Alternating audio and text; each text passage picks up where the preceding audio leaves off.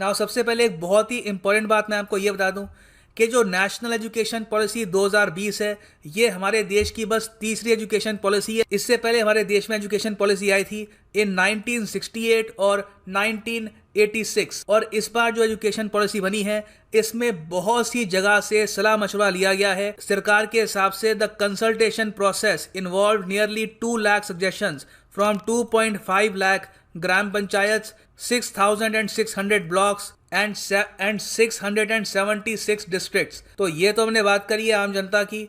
इसके अलावा दो बहुत ही इंपॉर्टेंट कमेटीज बनाई गई थी जिनके सजेशंस भी इस पॉलिसी में यूज किए गए हैं। एक कमेटी है committee for evolution of the new education policy. ये कमेटी बनी थी मई 2016 में under the chairmanship of late Shri TSR Subramanian. और दूसरी कमेटी है committee for the draft national education policy. ये कंस्टिट्यूट की गई थी under the chairmanship of eminent scientist Padma Vibhushan doctor K कस्तूरी रंगन। तो इन दोनों कमेटी से जो रिकमेंडेशन है ये सौंपे गए सरकार को, और उसके बाद जो सारे रिकमेंडेशन है फ्रॉम पीपल फ्रॉम कमेटी, इन सब को जोड़कर नई एजुकेशन पॉलिसी बनाई गई। और मैं आपको ये बता दूं कि कस्तूरी रंगन साहब जिन्होंने हेड किया था एक कमेटी को जिसने हेल्प किया है इस पूरी पॉलिसी को फॉर्म करने में, इन्होंने ये कहा है कि एक बहुत ही मेजर शिफ्ट किया गया है इस पॉलिसी में कि 10+2 सिस्टम खत्म कर दिया जाएगा। इसको रिप्लेस करेगा 5+3+3+4 सिस्टम। अभी के लिए जो एग्जिस्टिंग एकेडमिक स्ट्रक्चर है ये यहाँ पे आपके सामने है, और ये आपके सामने है नया एकेडमिक स्ट्रक्चर। नाउ जिस एकेडमिक स्ट्रक्चर से आप गुजरे हैं, मैं गुजरा हूँ, उसमें क्या होता था कि पहले एक फाउंडेशनल स्टेज होती थी, उसमें हमको प्री स्कूल में डालते थे, और उसके बाद हमारी जो क्लासेस हैं फॉर्मल एजुकेशन स्कूल में स्टार्ट होती थी फ्रॉम द एज ऑफ 6। तो 6 से लेकर 16 साल तक, 10 साल तक आप होते थे इन द मिडल स्टेज। यहाँ पे आपकी होती थी एक्सपेरिमेंटल लर्निंग। आप यहाँ पर साइंस भी पढ़ते थे, आपने मैथमेटिक्स भी पढ़ा होगा, यहाँ पर आपने आर्ट्स भी पढ़ा था, आपने सोशल साइंस भी पढ़ी थी, आपको ह्यूमैनिटीज़, आपको लैंग्वेजेस, वेरियस टॉपिक्स यहाँ पे आपको सिखाए जाते हैं। फिर उसके बाद बिटवीन द एज 16 to 18 आपको एक स्ट्रीम चूज करनी होती थी, कॉमर्स, साइंस, आर्ट्स, और फिर 2 साल तक आप एक पर्टिकुलर स्ट्रीम को ही स्टडी करते थे। नाउ इसको तोड़कर हमने यहाँ पर 4 भागों में डिवाइड कर दिया है, जिसमें पहले तो ये कहा जा रहा है कि जो फाउंडेशनल स्टेज है इसको ये थोड़ा सा बड़ा कर देंगे। नाउ पहली बात मैं आपको ये क्लियर कर दूं कि जो यहाँ पर लिखा हुआ है 10+2, हम देखते हैं 10+2 मतलब कि 12 साल, ठीक है। फिर हम पढ़ते हैं 5+3+3+4, तो ये तो सब हम अगर ऐड करें तो ये तो हो गया 15। तो क्या स्कूलिंग ईयर्स 12 से बढ़ के अब 15 हो जाएंगे? तो देखो ऐसा कुछ नहीं है। यहाँ पर हम क्या करेंगे कि प्री स्कूल आंगनवाड़ी का जो फाउंडेशनल फेज है उसको भी हम स्ट्रीमलाइन कर देंगे, उसको भी प्रॉपरली एकेडमिक स्ट्रक्चर का पार्ट बना देंगे।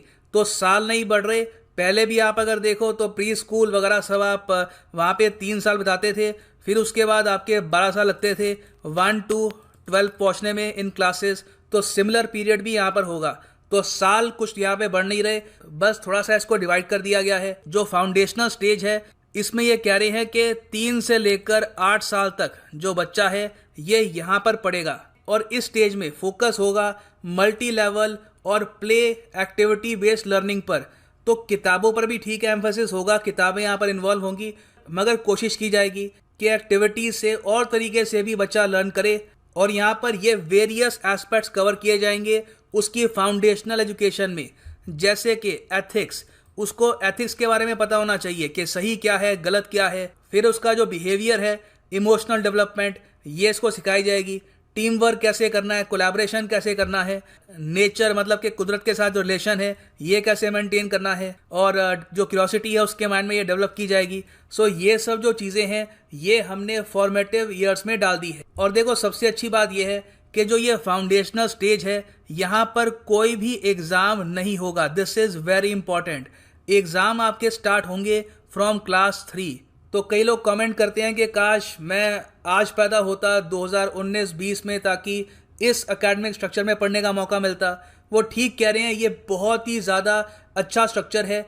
इससे एक बच्चे पर मेंटल स्ट्रेस कम पड़ेगा। 8 साल की उम्र तक उस पर एग्ज़ाम का प्रेशर नहीं होगा, और उसको काफ़ी इनोवेटिव तरीके से एजुकेशन प्रोवाइड की जाएगी। क्योंकि जो एग्ज़ाम है ये स्टार्ट होंगे फ्रॉम ग्रेड 3। यहाँ पर देखो साफ साफ लिखा है कि all students will take school examinations in grade 3, 5 and 8 which will be conducted by appropriate authority। तो यहाँ से लेकर यहाँ तक एग्ज़ाम होंगे और ऐसा भी नहीं है कि बोर्ड एग्ज़ाम हट रहे हैं, बोर्ड एग्ज़ाम भी रहेंगे। हाँ, ये कोशिश की जाएगी कि उनका ज़्यादा एक होलिस्टिक अप्रोच हो, उस पर अभी हम बात करेंगे। मगर पहले मैं आपको एक और बात बताना चाहता हूँ कि जो ये प्रेपरेटरी फेज़ है, यहाँ से लेकर जो फाउंडेशन का फेज़ है, मतलब कि बिटवीन एज 3 to 11, यहाँ पर सरकार ने ये कहा है कि मदर टंग, लोकल टंग या फिर रीजनल लैंग्वेज ये मीडियम ऑफ इंस्ट्रक्शन होगा एटलीस्ट टिल द ग्रेड 5। तो मतलब कि कोई भी भाषा स्टूडेंट पर इम्पोज नहीं की जाएगी। तो इसका मतलब ये है कि इंग्लिश पर जो बहुत ज़्यादा एम्फेसिस होता है, हम देख रहे हैं कि अर्बन एरियाज़ में, प्राइमरली सिटीज़ में हम देखते हैं कि प्री स्कूल से ही इंग्लिश पर जोर होता है और इंग्लिश ऑलमोस्ट बच्चे पर इम्पोज कर दी जाती है from a very young age. तो ये यहाँ पर होगा नहीं। हाँ, इसका मतलब ये नहीं है कि वो इंग्लिश सीखेंगे नहीं, वो इंग्लिश सीख सकते हैं। हाँ, उन पर कोई भाषा ज़बरदस्ती इम्पोज नहीं की जाएगी। This is very important. अब ये देखो, एक कंट्रोवर्शियल निर्णय है। कुछ एजुकेशन एक्सपर्ट्स यहाँ पर ये कह रहे हैं कि इंग्लिश को प्रमोट करना चाहिए। इंग्लिश आज के समय दुनिया में दरवाजे ओपन करती है फॉर वेरियस एस्पेक्ट्स। आपको अगर लिटरेचर पढ़ना है, आपको कोडिंग सीखनी है, आपको इंटरनेट यूज़ करना है, तो वहाँ पर इंग्लिश का काफ़ी क्रिटिकल रोल होगा। तो अभी भी कंट्रोवर्सी है इस निर्णय को लेकर कि क्या मदर टंग लोकल लैंग्वेज को इतना प्रमोट करना चाहिए, क्योंकि इंग्लिश एक तरीके से यूनिवर्सल लैंग्वेज है। तो हमारी जो डाइवर्स कंट्री है इसमें भी इंटीग्रिटी बढ़ेगी। ये कुछ एजुकेशनल एक्सपर्ट्स का कहना है जो आलोचना कर रहे हैं। तो यहाँ पर दो बटे हुए व्यूज़ हैं, वो मैंने आपके सामने प्रेजेंट किए हैं। और देखो, जो क्लास है बिटवीन 6 to 8, इसमें एक बहुत ही इंपॉर्टेंट चीज़ ऐड करी गई है। ये है 10 day बैगलेस पीरियड, मतलब कि 10 दिन यहाँ पर होंगे जहाँ पे आपको बैग की आवश्यकता नहीं है, आप बिना बैग के स्कूल में आ सकते हैं। और यहाँ पर वोकेशनल एक्सपर्ट्स, जो लोकल वोकेशनल एक्सपर्ट्स हैं, उनसे आप क्लासेस लोगे। फॉर एग्जांपल आप क्लासेस लोगे एक कारपेंटर से, गार्डनर से, पॉटर से, आर्टिस्ट से, ये आप चूज कर सकते हैं। तो ग्रेड 6 to 8 की अगर हम बात करें, मतलब कि 11 से लेकर 14 ईयर्स की जो एज है, यहाँ पे आपको 10 दिन का बैगलेस पीरियड भी मिलेगा। इसमें आप एक नई स्किल भी सीख सकते हैं। तो ये भी एक यूनिक फीचर है। फिर उसके बाद जो सेकेंडरी स्टेज है, जहाँ पर आती है क्लासेस 9 to 12। देखो, यहाँ पर जो बोर्ड एग्ज़ाम्स हैं वो रहेंगे, वो ख़त्म नहीं हो रहे।